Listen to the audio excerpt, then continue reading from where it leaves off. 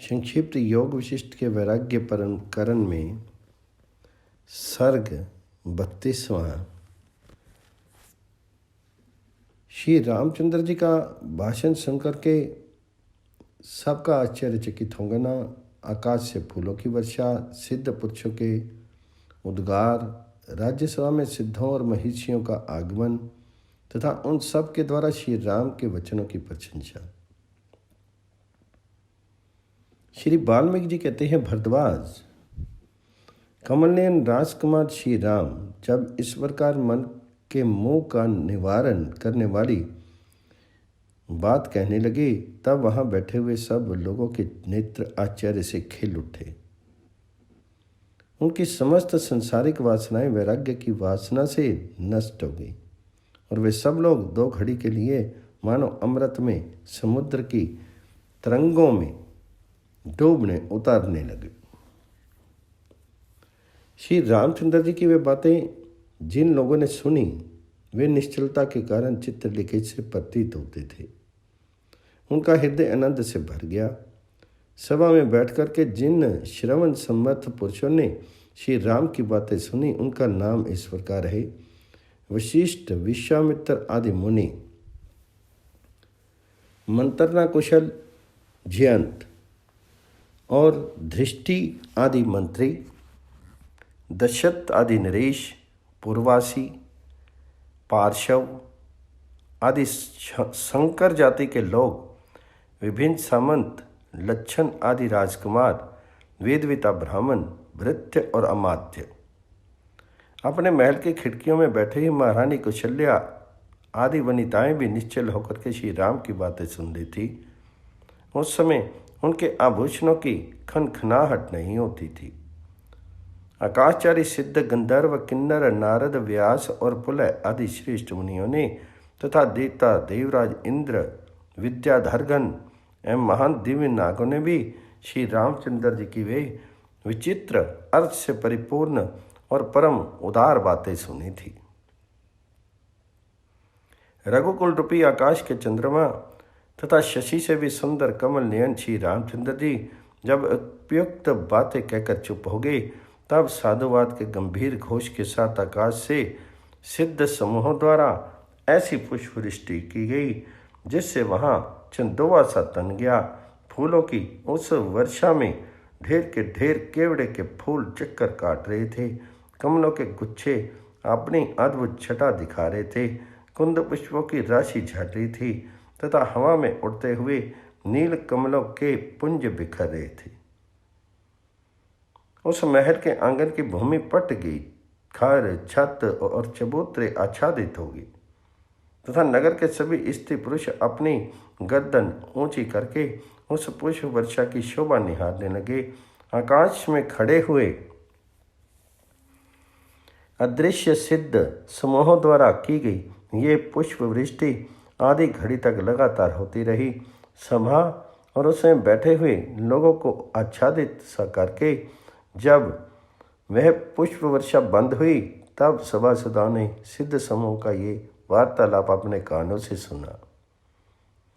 सृष्टि के आरंभ से लेकर अब तक सिद्धों के समुदाय में रहकर स्वर्ग के सारे प्रदेशों में घूमते हुए हम लोगों ने आदि वेदों का सारभूत एवं कानों के लिए अमृत के समान सुखद ये अपूर्व प्रवचन सुना है।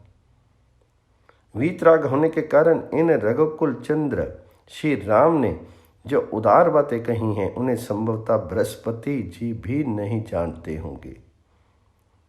आहो, ये बड़े सौभाग्य की बात है कि आज हम लोगों ने श्री रामचंद्र जी के मखार विंद से प्रकट हुआ ये परम पुण्य में प्रवचन सुना है, जो अंतःकरण का परम आनंद प्रदान करने वाला है।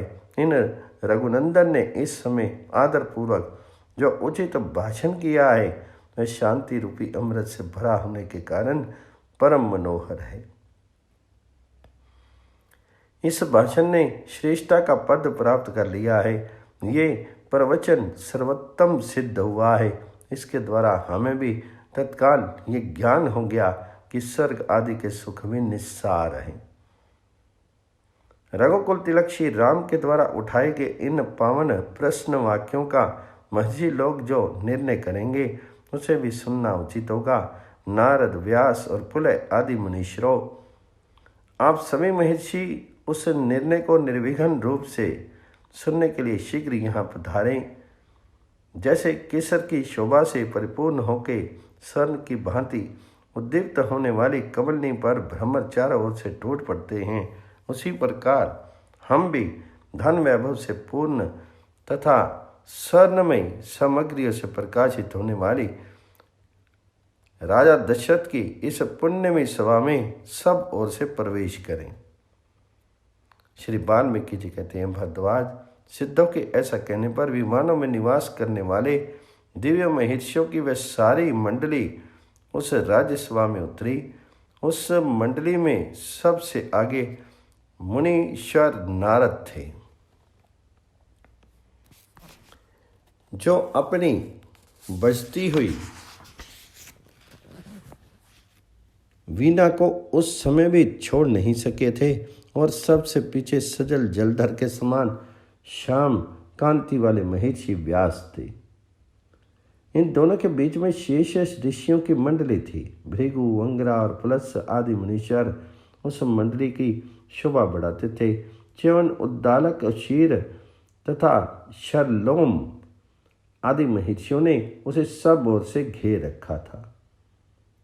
एक दूसरे के शीर की रगड़ से उन सब के मृग चर्म अपने स्थान से खिसककर अस्त व्यस्त हो गए थे।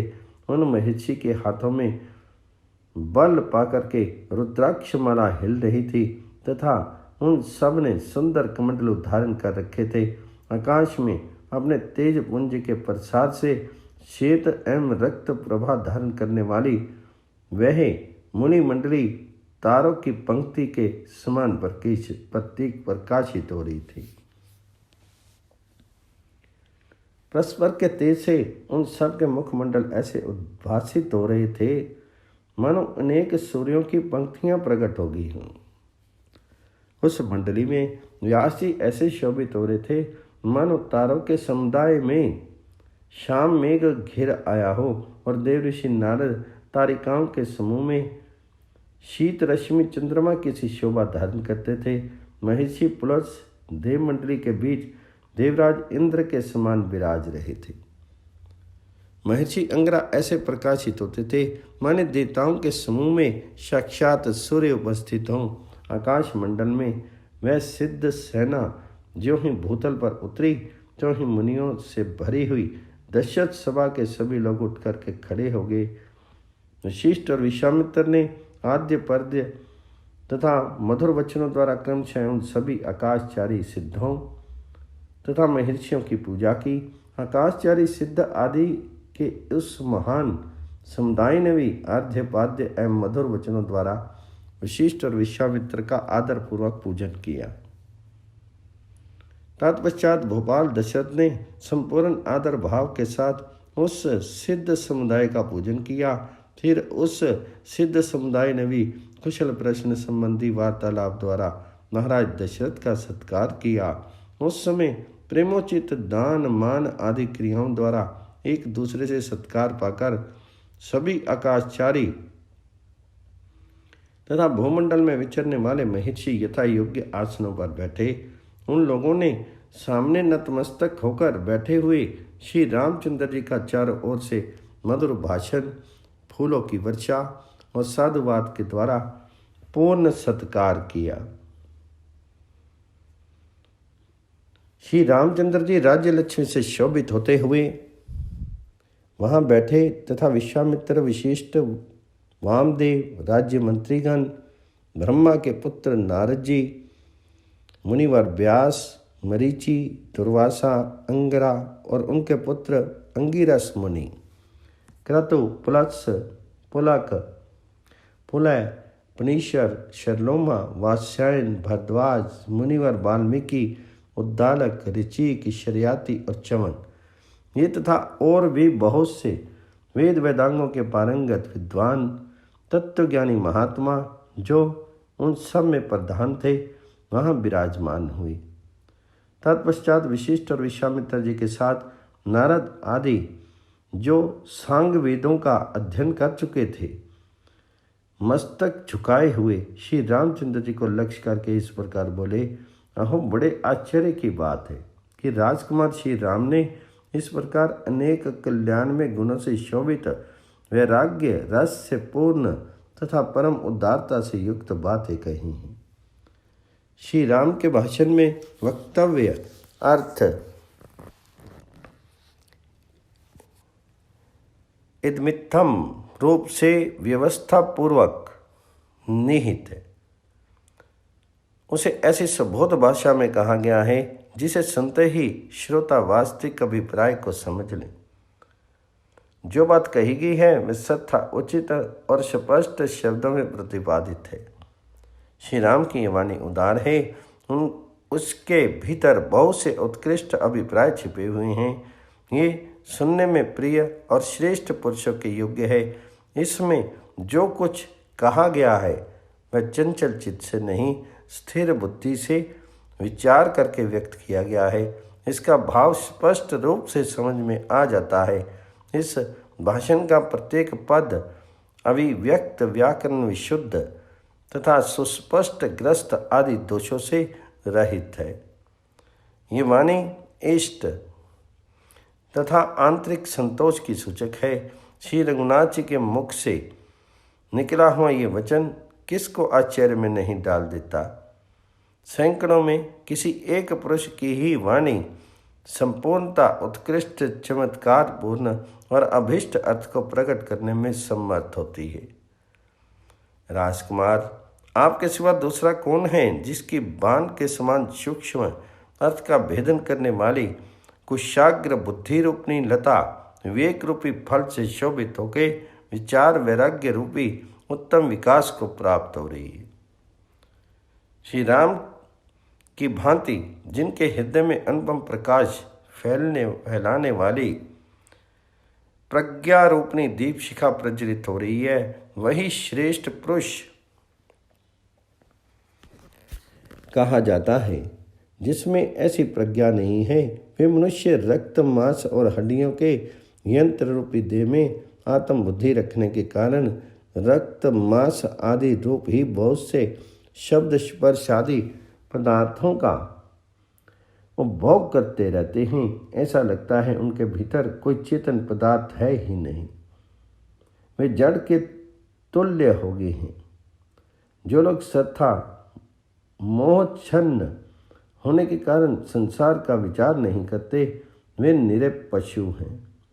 वे ही बारंबार जन्म, मृत्यु और जरा आदि रूपों को प्राप्त होते हैं। जैसे लोक में सर्वोत्तम मधुर फल और सुंदर आकृति वाले आम के वृक्ष विरले ही होते हैं, उसी प्रकार उत्कृष्ट चमत्कार से पूर्ण तत्व साक्षात्कार रूपी फल से संपन्न एवं सुंदर शीर वाले भव्य पुरुष इन्हें गिने ही होते हैं।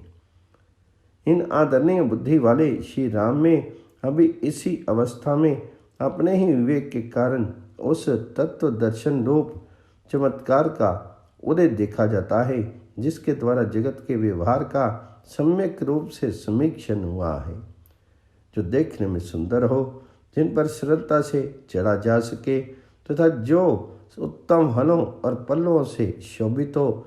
ऐसे वृक्ष प्राय सभी देशों में उत्पन्न होते हैं, परंतु चंदन के वृक्ष सर्वत्र नहीं होते। इसी तरह श्री राम जैसे पुरुष सर्वत्र दुर्लभ हैं। फल और पल्लवों से भरे पूरे वृक्ष प्रत्येक वन में सदा सुलभ होते हैं, परंतु अपूर्व चमत्कार से युक्त लोग का वृक्ष सदा सर्वत्र सुलभ नहीं है। इसी तरह श्री राम जैसे पुरुष सर्वत्र दुर्लभ हैं। जैसे चंद्रमा से शीतल चांदनी उत्पन्न होती है, सुंदर वृक्ष से मंजरी प्रकट होती है और फूल से सुगंध का प्रवाह प्रादुर्भूत होता है, उसी प्रकार श्री राम जी से ये तत्व दर्शन रूपी चमत्कार का आविर्भाव देखा गया है। जो लोग सदा तत्व चिंतन में तत्पर होके विवेक के द्वारा आत्मज्ञान या परब्रह्म परमात्मा की प्राप्ति रूप सार पदार्थ के लिए प्रयत्नशील रहते हैं, वे ही श्रेयस के भंडार सत्पुरुषों में अग्रगण्य, धन्य एवं समस्त पुरुषों में श्रेष्ठ है।